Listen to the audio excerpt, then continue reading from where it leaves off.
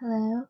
As part of the BK program in Yonsei Graduate School of English Language and Literature, this video will summarize the story and implications of The Shoemaker's Holiday. The Shoemaker's Holiday is a city comedy, which is a genre of realistic satirical comedy including characters from various status portraying a London everyday life. It was written by Thomas Dekker, an Elizabethan writer, and first performed in 1599. The play begins by depicting the romance between Roland Lacy, an aristocratic young man whose uncle is the Earl of Lincoln, and Rose Oatley, daughter to the Lord Mayor of London.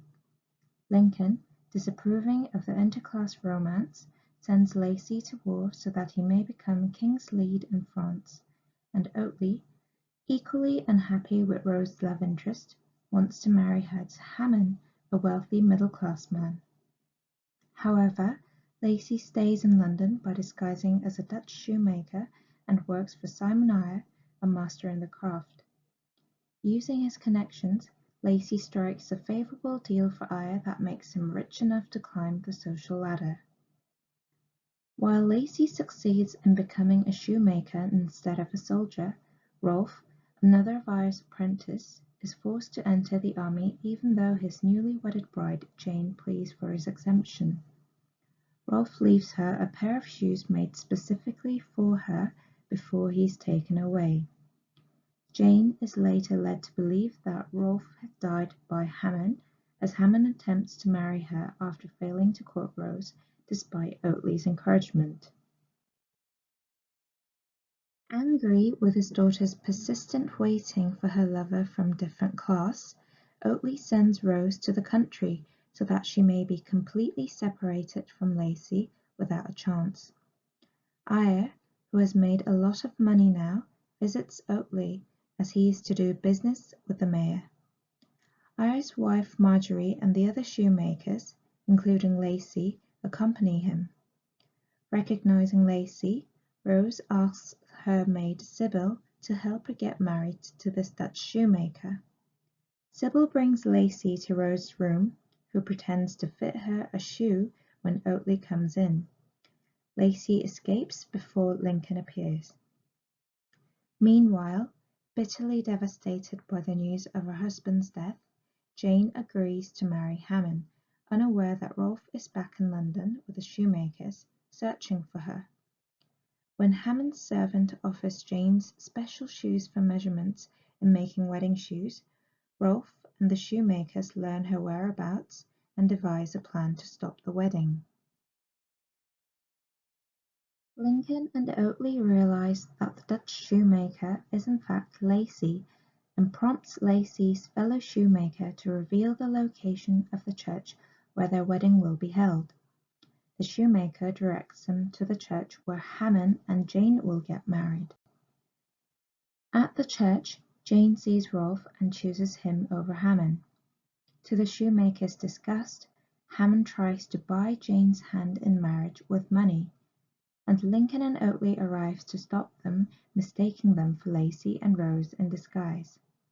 However, they hear that the two got married elsewhere and that Eyre, now the Lord Mayor of London, will appeal for them to the king.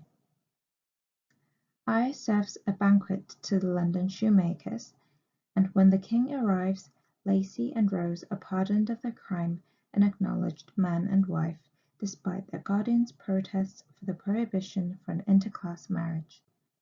Then the king accepts Eyre's invitation for the feast.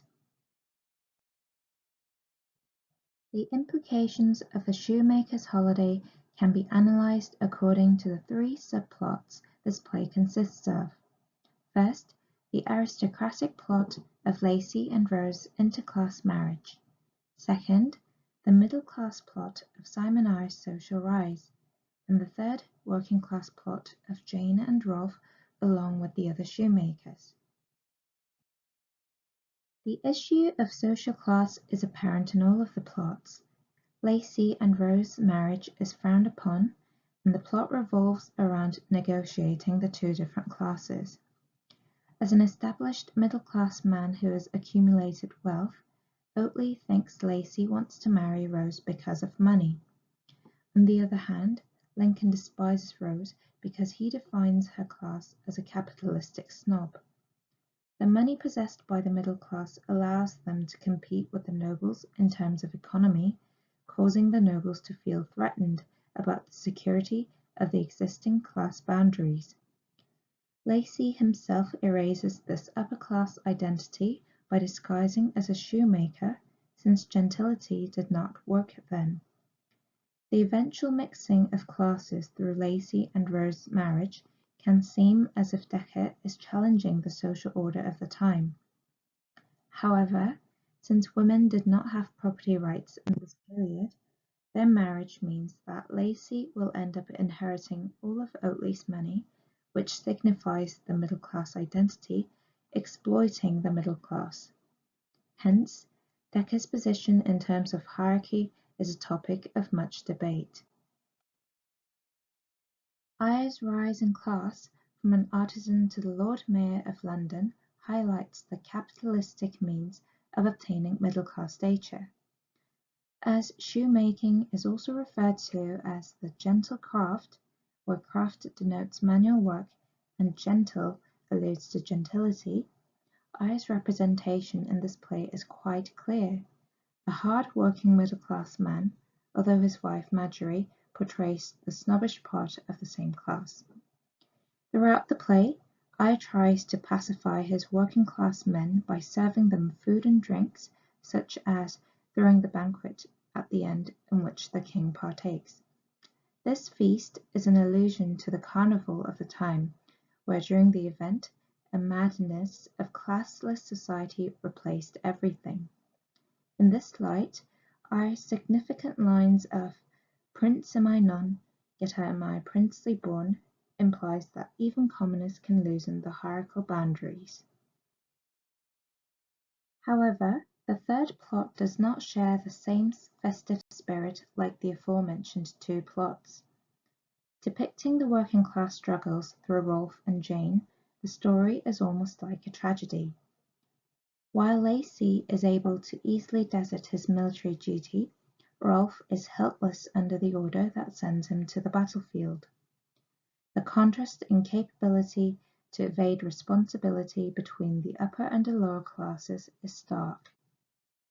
Also, Jane, as a mere saleswoman, is abandoned by the artisans without her husband to tie her to the band. She is reduced to selling commodity, which can be associated with selling herself, i.e. prostitution, making her vulnerable to Hammond's touches.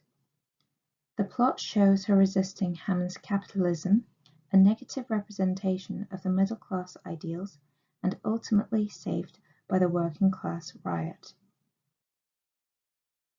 By discussing the class conflict and social mobility, and also rich in other themes such as national defense and gender that were not reviewed in this video due to time constraints, The Shoemaker's Holiday criticized many aspects of the English society. Dekker's glorification of the middle class, thus, may elicit various conclusions depending on the reader's interpretation.